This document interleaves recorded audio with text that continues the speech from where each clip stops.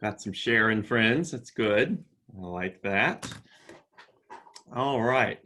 So you can leave your camera on, leave it off, whatever you want, put up a picture. It's all good. I'm going to share my screen with the presentation here. I do want to let you know this presentation is being recorded.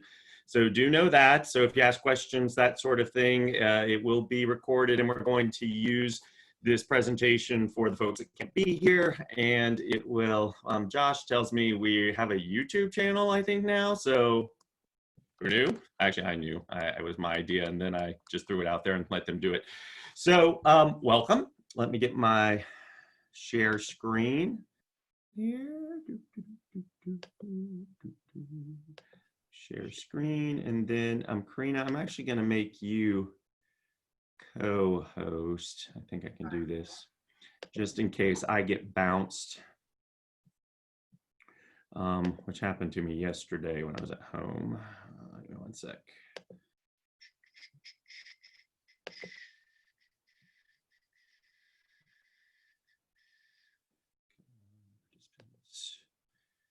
Karina Moore, co-host. There we go. All right, Karina, now the co-host, just in case I get bounced, you'll be in charge.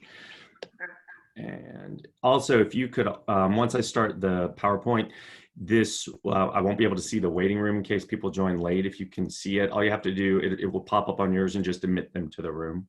Okay. If you've never done that before, but you're pretty savvy, so I trust you. Okay. All right, so let me start the slideshow, everybody.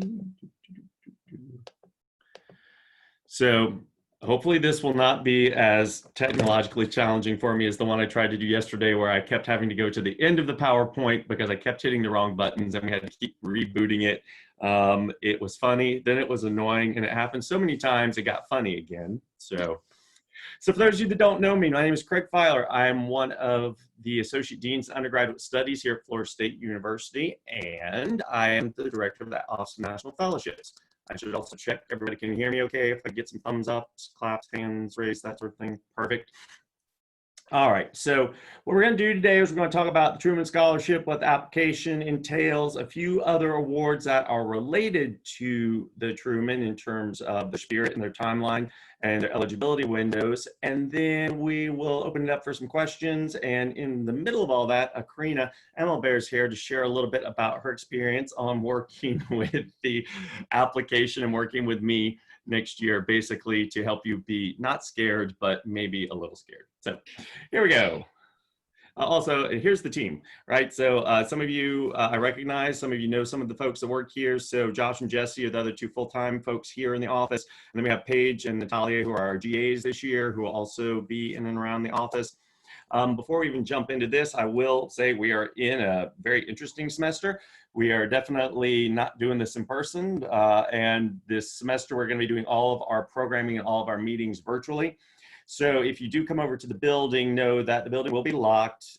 This building you will actually not have swipe card access to. It's one of the buildings on campus. Since there's no in-person classes, the students won't have swipers too.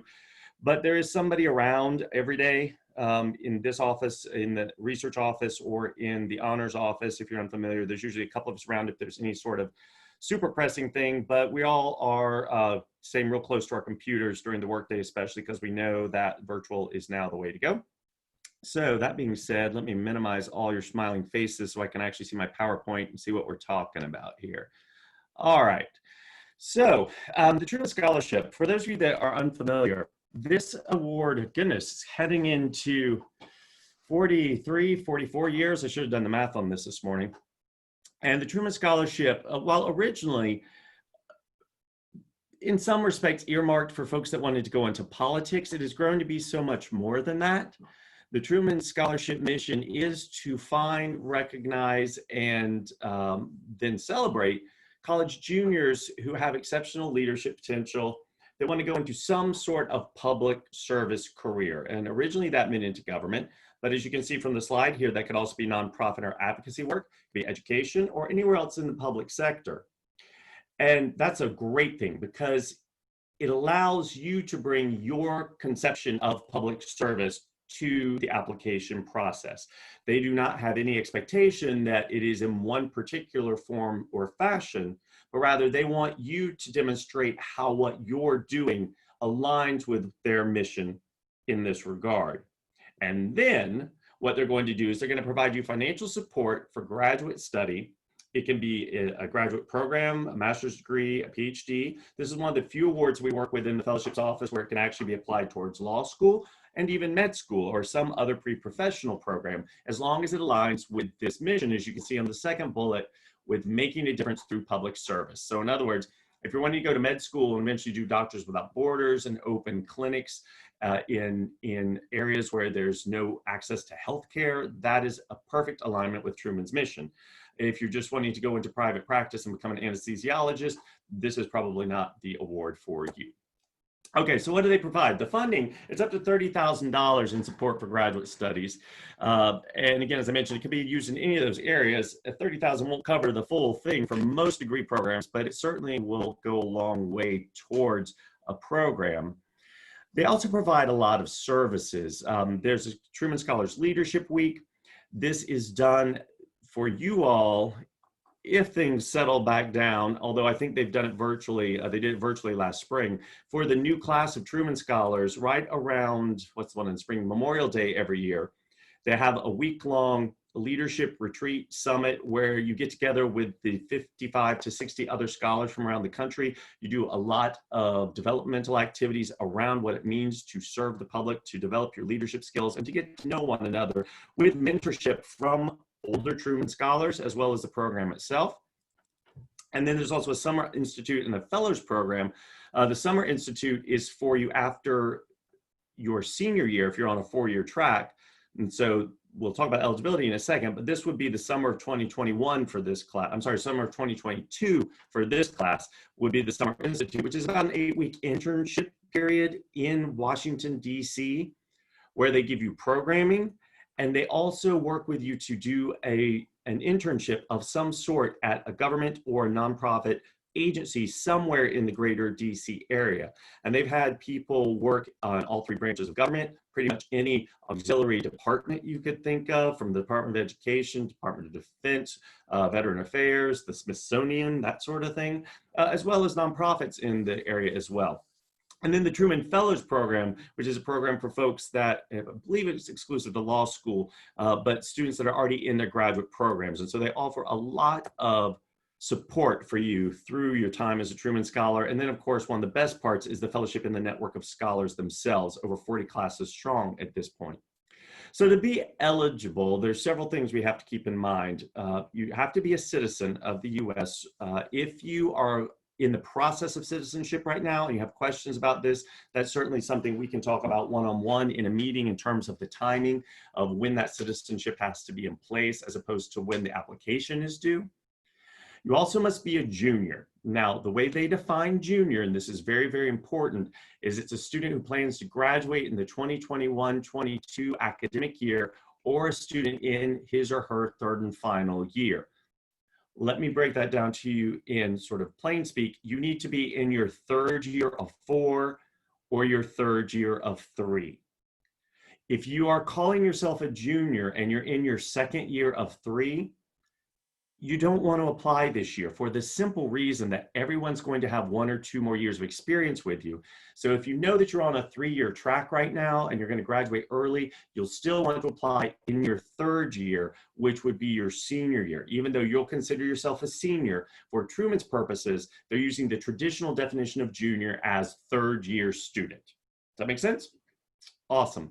And then you do want to be enrolled full-time at the time of application. We've got a little bit of wiggle room if you are applying this semester and you're not full-time. If you're 11 hours, you could be okay because technically the application is due in February for the nominees, and that will make a little more sense in just a second. All right, so career aspirations. The term that Truman uses for describing Truman Scholars, that they want to be change agents. And so as you think about the idea of public service and how you would fit and define public service in regards to the Truman, think about how you could be a change agent, how you want to bring about change in ways big and small at the local level, state level, national level, or even international level to bring about change in the particular way that you are passionate about. that you want to work in one of these sectors that we've mentioned before, and that you want to go on to graduate study. The good news is it doesn't have to be immediate. So if you're graduating in spring of 22, you're a traditional student, this is your third year, you've got 2 years left. After you graduate, you want to join the Peace Corps for a couple of years. That's okay. You want to take a year off to do some other type of volunteer work, not to go right to school. That's okay also. They don't have a time limit on when you can use the award. They just have the eligibility requirement on when you need to apply. The example I always use for this is our Dean of Undergraduate Studies, Joe O'Shea. He is a Truman Scholar, if you didn't know that. And when he received the Truman back in, 05, I think is when he was. That sounds right.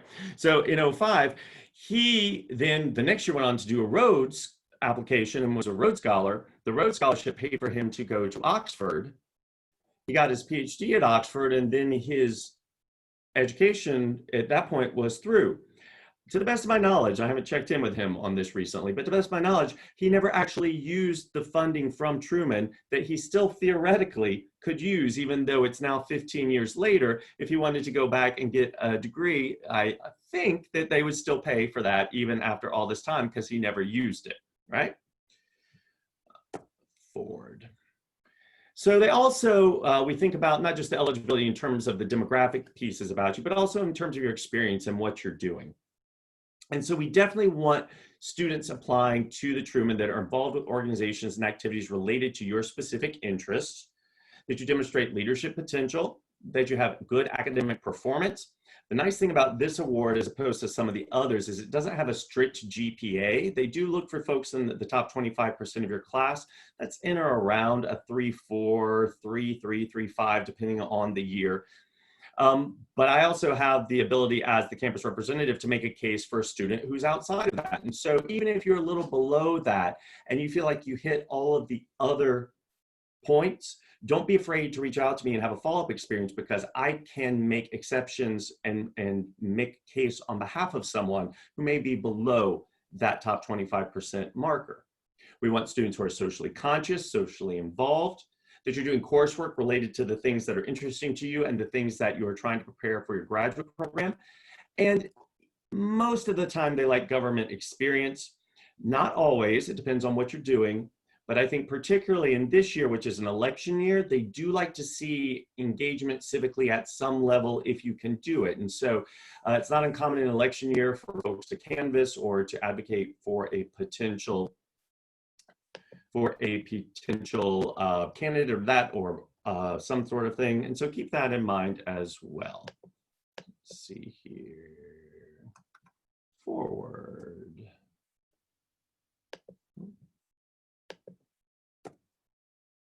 Come on.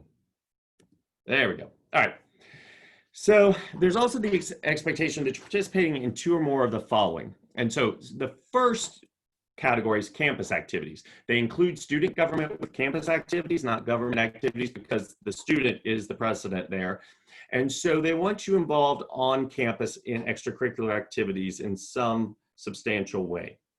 Then they also are looking at community service related activities. And so again, you can see here that if you're doing some sort of philanthropy work through a fraternity or sorority or other campus organization, this will still usually fall under the campus activities category. They want to know what you're doing out in the community. Then the third category of the 2 of the 4 that are listed is government internships. So any sort of internship through up on the Hill, working with a legislator, doing it at the courts, doing it with some agency at some point. Any government agency is going to be sufficient here. And then also, as you can see, as I mentioned a minute ago, that partisan political activities and campaigning, which is an election year, is pretty prevalent and something that a lot of you will find yourself experienced with doing. So before we get into the application proper, let me open this up a little bit. Oops. I'm going to open this up and stop here because this is a lot of intake. This is about halfway through the presentation. We're talking about eligibility, involvement, that sort of thing. What questions do we have? I have one that was sent to me.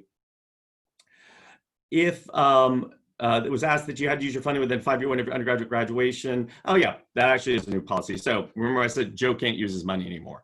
They want you to do it within 5 years. So I think that's happened 2 years ago. So that's a good call. Any other questions? You can just speak up if you want. It's not a small enough group. If I could. Is this something? Sorry, go ahead, Griffin. Yeah. No, you go ahead. Okay. Kylie, what's up? Yeah. Does the funding have to go? It doesn't. It's not limited to like specific universities. Nope. Okay. Nope. You can even use it overseas. So like if you wanted to go to Oxford or LSE or to the Sorbonne or anywhere, you could do it. Okay. Thank you. Question. Yep. Griffin, what's up? I'm just curious. How many Truman Scholars are selected each year? We'll get to that. Good Okay. question. We will get to that. Yep. Okay. If everybody's good, take a deep breath. We're going to jump back in. All right. I got to figure out where we were. The application. All right. Okay. Water. So I like to talk about this application in terms of being 3 big parts. You have the first part, which is listing, then you have short essays, and then you have a policy proposal. And we're going to talk about each of those in a little more detail, but basically the first third of the application is lists, which shouldn't be surprising. The second part of this essay is about 6 or 7 small essays of no longer than a paragraph, where you write about different things. And then you have a policy proposal. And so the policy proposal, if you're not coming from political science or from international affairs or somewhere where you may have done this, do not worry. Some of the best policy proposals I've actually had for this award have come from folks who are not necessarily in this field, because it's really just about you having an idea to make something in the public better and explaining how that idea would be implemented. And I'll talk about all these a little bit more in turn. So here are, actually, I'm not going to talk about the lists. I forgot about that because they're lists. They're pretty straightforward. What are your college activities? What are your service experiences? What are your honors and awards? Things that would seem pretty straightforward. So the essays that you can see listed here are all going to be around a paragraph or so, as I mentioned. And this looks pretty straightforward, right? You've got one example of your leadership, a satisfying public service activity, a problem you want to address when you enter public service, 3 most significant courses, the graduate education program, what you want to do after you graduate, 5 to 7 years later, and then there's a personal statement, which is the one here. Let me mention just a couple of things, perceptions over a decade plus of working with this award. The first is that I'm going to encourage you, if you're thinking about this, to think much more broadly about how you define leadership and service. And this is because I don't want you to look at these requirements and think to yourself using a more narrow version of these definitions and then take yourself out of contention without us having a conversation about it. If you're here today, I want to meet with you one-on-one. I'll just go out and say that, because if you're here today, something in either because I told you to be here, or alternately because there's something in what you've heard about this or what you saw on the award that is interesting to you. And so that's worth a conversation at the very least. And the conversation will not have the expectation before it starts that you're going to finish this application. It's just that we're going to talk and see if it might really be a good fit for you to spend some time on. And one of the ways I see students come back to me afterwards and say, oh, I wish I'd done this because I was sort of doing this, is around these definitions of leadership and public service. The most common being, they see the word leadership and say, well, I haven't been the president of this or on any e-board, so I'm not eligible for this. That is false. Absolutely false. Usually, that is where most people start, and some very strong applications have leadership essays that are about positional leadership. But it's not the only way to think about leadership. It's really thinking about to this change agent idea of where have you seen something and you've wanted to make a change. The other thing I like to say is it doesn't have to be what you may think of as successful leadership, right? So it may be that you saw something that you needed to change and you tried it and it failed spectacularly. That's okay too, because that really can demonstrate initiative and resilience. And sometimes those stories are actually quite effective in this type of application. The second thing I would say is when you look down to the graduate education program, if you move forward on this, and it could be grad school, med school, law school, as I mentioned, some professional program, we're going to ask you to pick a specific school. And so if you start with, like, I know I want to go to law school to do international human rights law, okay, what are your top 3 choices? That's a good place to start. And then by the time this gets submitted, you will pick a particular law school program and you will detail it in a way that will let you know that, hey, I'm either super really excited about this, or sometimes it happens that you make this decision and you submit the application, and then by the time you finish it, you're like, I actually don't want to go to school there, but that's okay. You just have to believe it in this space, right? And I think for you all, from a pedagogical standpoint, from a mentoring standpoint, what's really beneficial to each of you is you get to consider in great detail your future in a way that your peers aren't doing, in an almost risk-free environment as you work through this application. And I've seen it year after year, students get very excited when they actually realize they know more about what they want to do than they think they do, all right? And then the third piece is, if you look at the problem or need society you want to address when you enter public service idea, this is about like the change agent concept again. So it's like, what is the thing that fires you up? That big thing, thinking about what's going on right now. Is it about systemic racism? Is it about voting issues? Is it about the climate? There's a lot of things that need a lot of attention from a lot of people. And so what's that sort of issue that you want to spend some good amount of your career working on?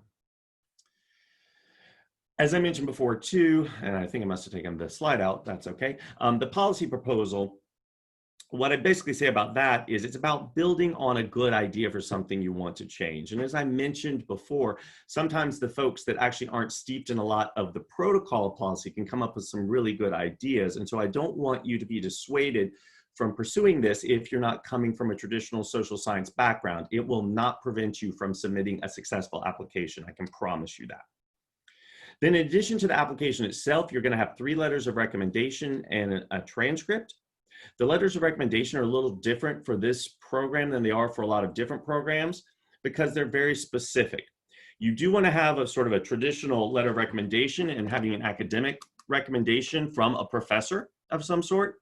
But then you're also going to have a letter that speaks to your leadership and your leadership example, and then also a letter from somebody that's going to speak to your commitment to a career in public service as you're defining public service. And then the transcripts, as I say, unofficial, are fine for us right now. All right, so this is to Griffin's question. So we, on average, in the office, work with the fewest students I think I've ever had are 12 submit an application, and the most I've ever had is 27 in 1 year. That was a year. Wow. It was a great year, actually. But whether it's 12, whether it's 27, FSU can nominate up to 4 students. And so regardless of how many we have, everyone is going to put forward their best application, do an interview, and then our committee will select up to 4 students.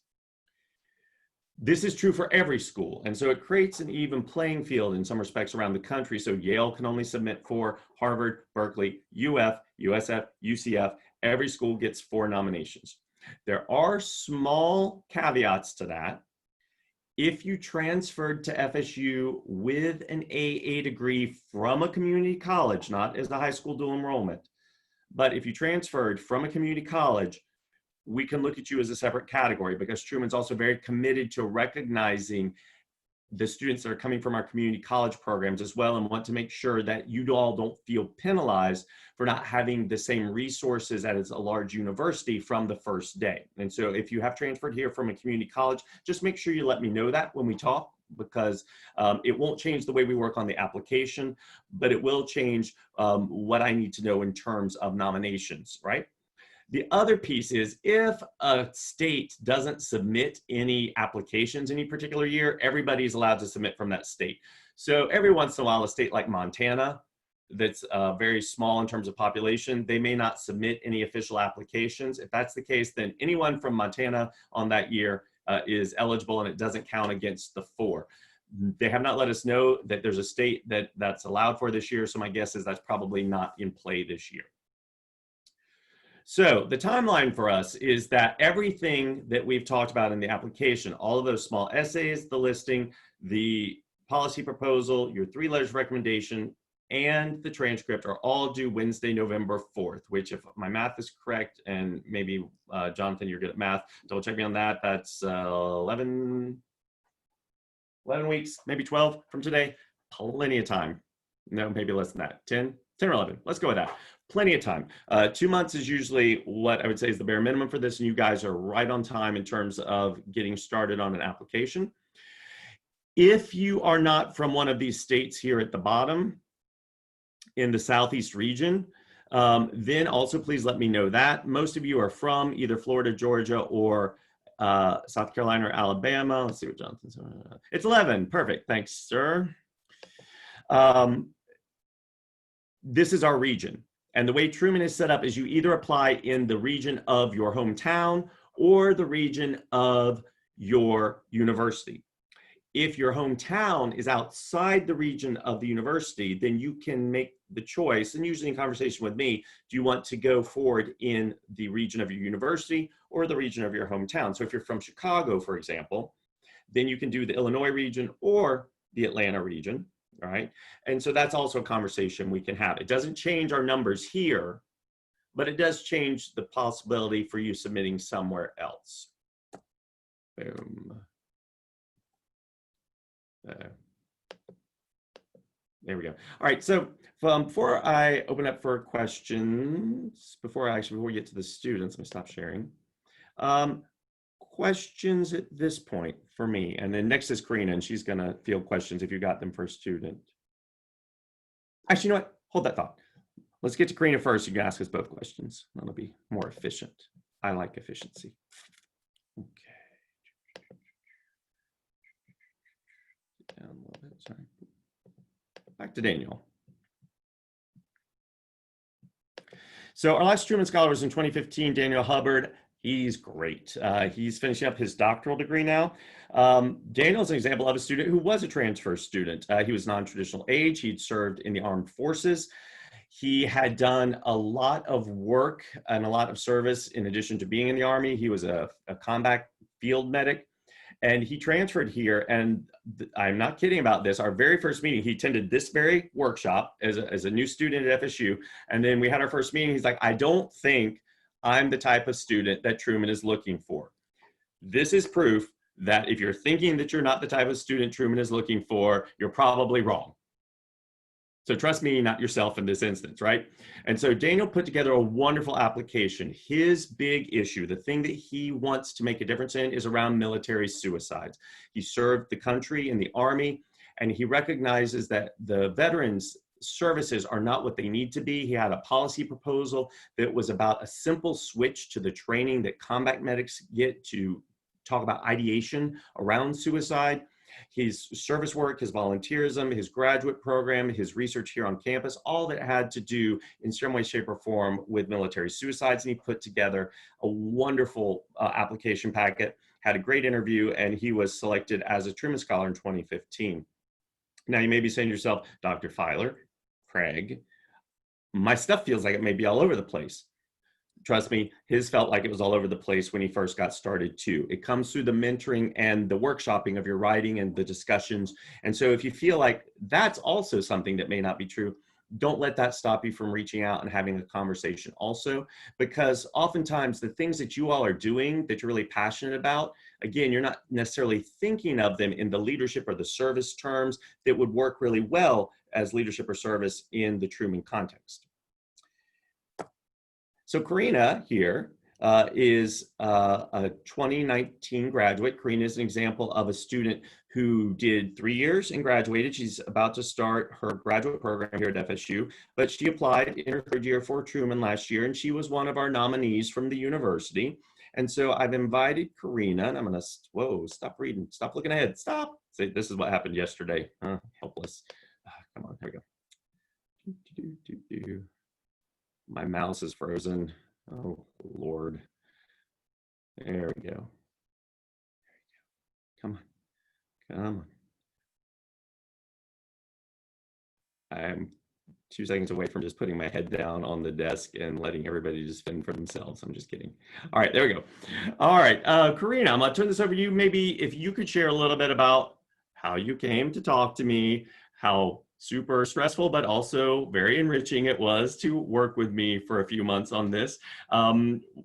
What sort of preconceived notions you might have, what you got out of it, what you loved about it, what you hated about it, anything that might be useful for them. And then we'll open up for some questions from you all about this. And then I have a few more slides about some of those auxiliary programs, and then we'll see one more round of questions if you have them. So Karina. All right, so hello everyone.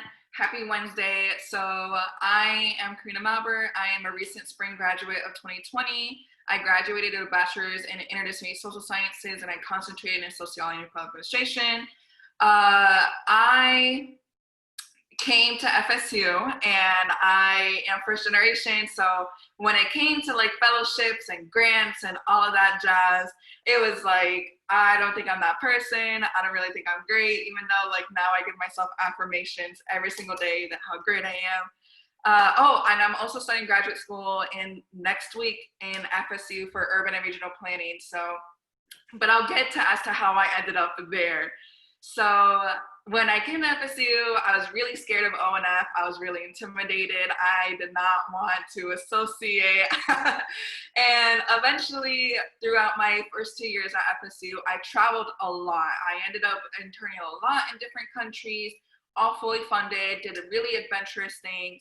And a Truman nominee from 2018 recommended that I go ahead and talk to the office, get over the fears that no one was gonna bite, and that the worst thing I can do is shoot down an opportunity. So I went, I sat down, and I was so nervous. My anxiety was through the roof, and the first thing that Craig did was set me down and be like, breathe. Are you breathing? You just said a lot. And I was just sitting there like, and my face was red. I was like, what's happening? This guy's saying all these things. So one thing led to another. And eventually I'm not a political science student. I do not like the government. I am very anti-government, if you get to know me. But I do think that when we look at words like public policy and we look at words like public service, it tends to be this feeling of that you need to be some type of government agency, and exactly as you're saying, it's not true. We are all in some type of capacity change agents in our community, and through the mentorship and through working for the scholarship, I was able to recognize that. I realized that I had done a lot of work with the community, and it was beneficial, and I was one of the students that could possibly win the scholarship. So I am very interested in emergency management, especially emergency management for vulnerable communities. I have family, my family is from Puerto Rico. So we are constantly seeing the consequences of a lack of planning, of disasters and hazards in the Caribbean, how that affects migration and all of that. So what I decided to talk about was being able to get representation within emergency management leaders. So essentially the public policy that I decided to come up with was a type of it was like a kind of type of training to be able to get leaders in emergency management. So state hazard leaders, the people who are coming up with the plans, to be able to get them more culturally competent, because of the fact that we were seeing that within minority communities, the plans that were coming up were not the best. It was a lack of cultural competency, and that's basically what I did.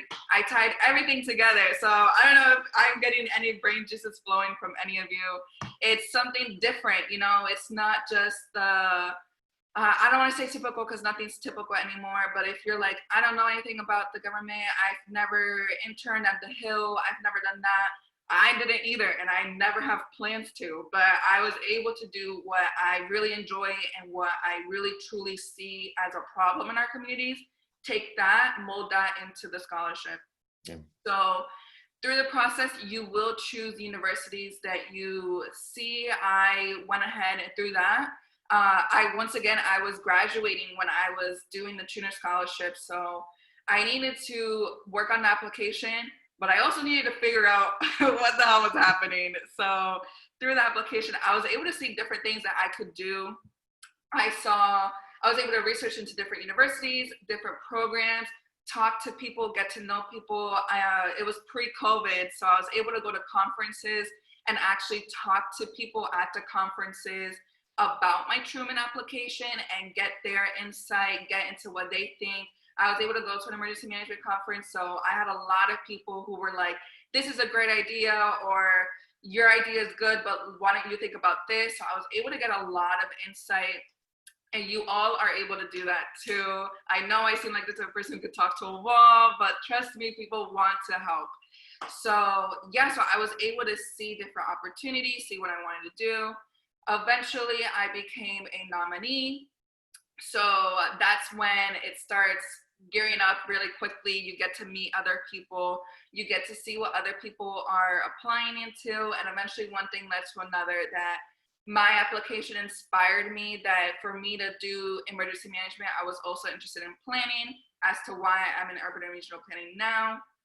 The application also, one thing I really want to stress is that my intimidation of the application and my intimidation of my capacities compared to other students, especially when you start talking about Ivy Leagues, when you start talking about top tiers, do not let that get to you. There was one meeting I will never forget where I cried. I just could not, it was a lot, it was very overwhelming. Trying to figure out what my life was gonna be, the application, comparing myself, imposter syndrome, all of that jazz. And that really was the meeting that changed the entire application for me, because I needed to recognize with myself and take down walls that I had built for myself, that I was not capable, that there were students better than me. I was comparing myself. None of that is true. We are all here for a very valid reason, exactly as you all decided to sign up for this Zoom and even listen. I really need you all to believe in yourself, because it will get difficult. There will be weeks where you are frustrated because it's just small little things like commas that you need to look out for. But I need us all, especially as a University for Florida State, to recognize that you are capable, you are deserving, and you are sometimes more than deserving than the students who do sometimes get these scholarships. But we let our fears and our intimidation stop us. And then we see people who get it and we're like, I could have done that. So it's like, don't do that to yourself. Absolutely not. And even if you do not end up doing Truman, there are so many scholarships, so many fellowships that do possibly apply to you. So look into it. Did I answer anything? I think I just went on like a whole ramble. I'm not sure. That's fine. It's good. The good news, one of the reasons I thought you would be good at this is to your own point, you could talk to a wall, and technically we're all talking to walls right now. Yeah. So there you go. All right, great job. So any questions for the two of us? You can direct about Truman. You direct them to me or to Karina. She will be brutally honest. If I need to cover my ears, I will. But I have a question. Sure, Annie, what's up? Hi, nice to meet you. My name is Annie. Was the email sent out to everybody that you said? Define everybody. That's my question is, well, this is a very small pool of people in this conversation for a very large. Email was sent to about 9,000 students. Okay, so we're just, okay, and this is the reason I'm asking is because it's indicative of the application pool. Oh. I mean, yeah. I would say yes and no. For Florida State wise, I mean, you can't really avoid sometimes. If I'm understanding your question correctly, if this is like the type of people who you might be up against. More so, okay, so this is a very small Zoom call, which I thought may imply that there would be a very small amount of applications. Yeah, as I mentioned, 12 to 20. Okay. That is the range that we get, because this is not easy. Okay. This takes a lot of work. Mm-hmm. And so you're committing, it's basically you're committing to doing a no credit hour, very intensive weekly meeting with me, writing workshop, reflection, like 8 to 9 weeks. It takes a lot. And so there'll be people that have the original conversation, but once the dust settles, we're usually around 12 to 27, right? Okay. And so The email is sent out to all eligible students through Campus Connect, like you got. Sometimes it gets some folks that are, like, because of credit, we have to do it by credit hours. So sometimes, like, and I even see in here, there's a couple of second-year students in here, which is great. I'm fine with that because that way you guys know about this. I'm happy to talk about this with you guys now too. But it's basically sent out and it's publicized through our social medias as well. And so it requires a little bit of self-efficacy on a student's part. Particularly now, I don't literally have the ability to go out on campus and pull students by the scruff into my office and sit them down in my office, right? Yeah. So recruiting is always challenging for this, but here's what I would suggest to you if you feel like there is somebody specific that needs to hear this. I love those types of referrals because those usually are very fruitful and very productive. Or if there's a particular group of students that you're wondering if they have been reached out to or that sort of thing, or should be targeted directly, I do that all the time too. There's specific groups that I send this email out to also. But also this is actually a pretty robust group in terms of turnout for the fact virtually, and we've discovered this across the board with all of our fellowships programs. Like normally when I do this in person, I have 10 people there. Okay, thank you. Does that answer your question? Yes, thank you. It was, admittedly, it was more of a selfish question. I was just, I'm a numbers person, so I was just curious how this relates to the process. So thank you. You're welcome. I'm fine with number curiosity. I'm a closet physicist. I am not fine with you trying to play the numbers game to figure out your own eligibility. That's not well spent energy. Trust me on that. Cool. All right. Who else? Jonathan. I have a question. Yeah. For me in particular, when I'm looking at grad schools, there are two separate graduate programs that I want to do in succession with one another. Could the funding be used for both of those programs, or can it only be applied to one? My guess is that it would probably, unless one of them is a 1 year, you'll probably spend the whole amount on the first one, but they would want to hear about the whole plan in the application. Okay, because one of them is a 1 year program, so. So it would be, well, if there's stuff left over, absolutely. Okay. Cool. And you'll actually talk about that in the application because you'll need to say your immediate plans after graduation and then your 5 to 7 year plans. So in between those two questions, you'll be able to talk about both of the programs. Absolutely. Okay. Thank you. Okay. Yes, go ahead. Hi, okay, my name is Jimena. I was just wondering how soon we would start working on the applications, because classes start the 24th, and would we start meeting you immediately, like on Zoom and stuff? Yep. And I'll talk about next steps as we wrap up, just so that's the last thing you're sort of left with, and how we'll do the follow-up and start setting up. But basically, the idea would be to have a first meeting with anyone that's interested this week or next week. So that way there's a little breathing room, and then starting the third week of classes, we'll be meeting every week until the deadline. So that way we get about 8 weeks of meetings, give or take. Okay. And the way I usually approach that is we set a set time, and that way it's on your schedule, it's on my schedule, and it stays there. But we can also, if there's a week where something needs to move, or like I've got an appointment here, but we can work with that too. So. Thank you. Yep. Who else? It's a lot to take in, I know. So the nice thing is, once you come in, realize you won't have to keep track of a lot of the machinations for this. And I think Karina can support this idea. It's like, that's what I'm here for, is to keep track of all the moving parts, and just to make sure you have what you need so that you can focus on crafting a really strong application, checking with you, make sure you are like making sure the letters are coming and that sort of thing. But I'll always be able to answer the types of questions that were just asked, sort of about deadlines and that sort of thing, so that you don't have to keep track of that stuff in your head. You can just focus on writing the strongest application possible. Yeah. Griffin, did you have a question? Yeah, it might be better for like a one-on-one thing. But I guess I could ask you, since you filled out the application. In your experience, did the policy proposal, was that kind of like the center of your application, or was it more about like the individual little essays we were shown? Like what did your application, I guess, like center around? So the public policy proposal did, I want to say it did to a certain extent. It did in the sense that was my theme. My theme was emergency management, a lack of cultural training, and the fact that that lack of cultural training was impacting minority communities and creating projects that communities were doing that weren't being affected. So for instance, if you want a deeper example, I talked about Louisiana, and I talked about how you cannot give PB&J sandwiches to a Black community. It just doesn't work like that. Like, no one's gonna be like, it's just small things like that, small nuances like that. And it was just coming from a lack of cultural training. So that's what my application was about. That's what my public policy was about. It was cultural training. Then that brought it out to the things I had done, the leadership questions. I had talked about emergency management. My letters of recommendation came from emergency management. My personal statement was my own story with my family and their effects of the lack of proper emergency management training. So it kind of like, that was the main theme, and then everything ripples from there.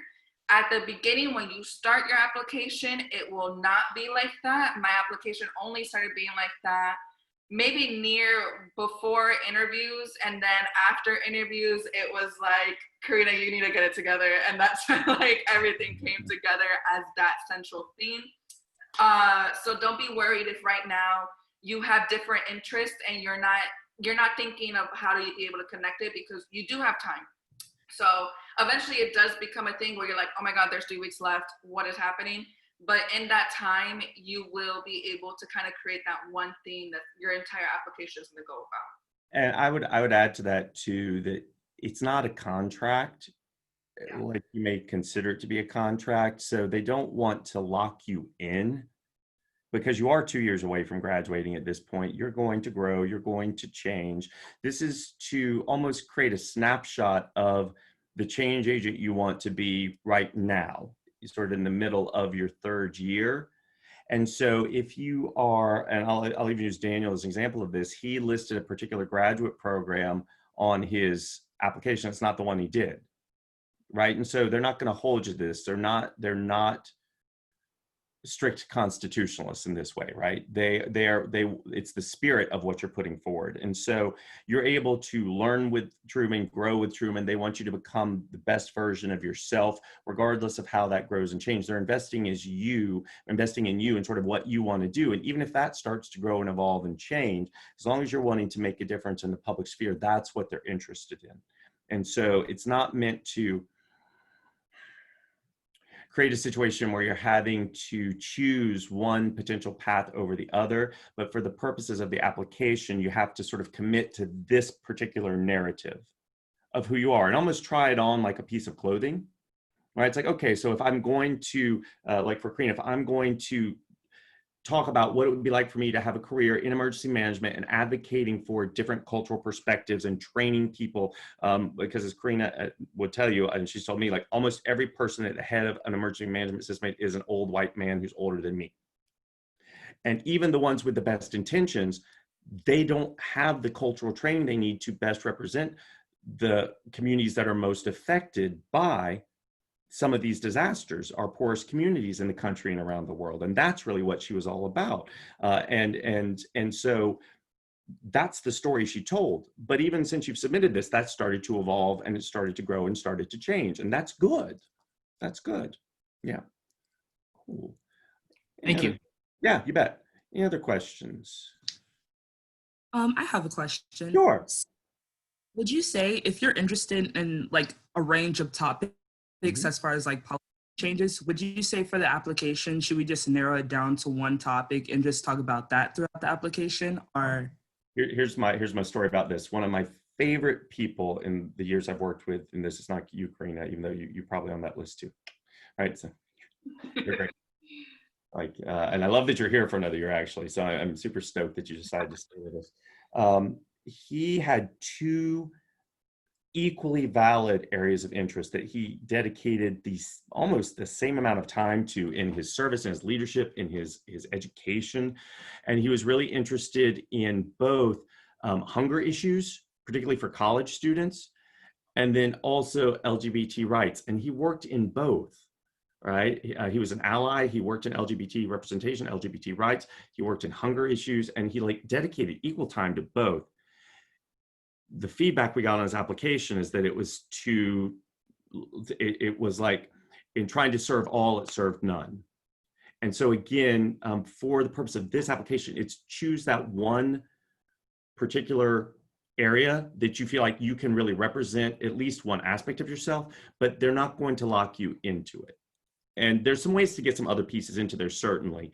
But in my experience, that if you try and sort of go put 2 lanes on the highway, or 4 lanes on the highway, I guess that would be the analogy, it waters it down a little bit, if that helps. It does. Thank you. Okay, you bet, my pleasure. Hey, mommy. So I also wanted to say that in case anyone is thinking about that you need to create some kind of like law or some bill or some like big thing, it's not that either. It's not that you're like going to create this new law that's going to like save gun control, for instance. It's very, very small things. So like my topic was like emergency management, and like I had to go down all the way to training, 2 sessions.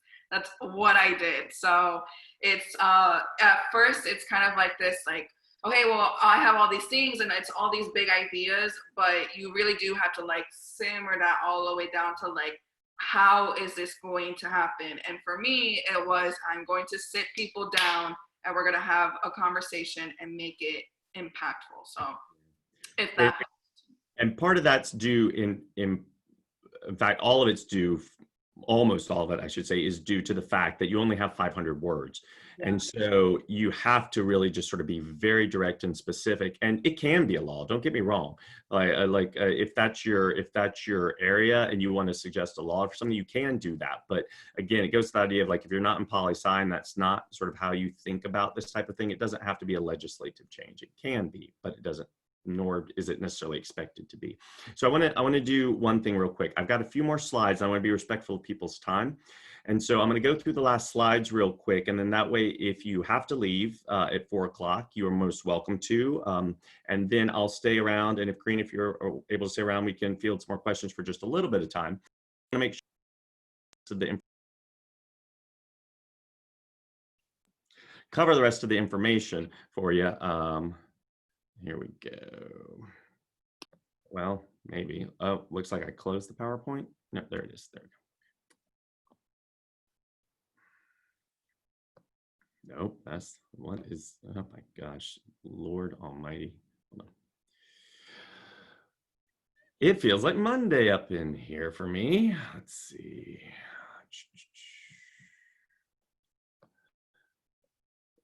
There we go.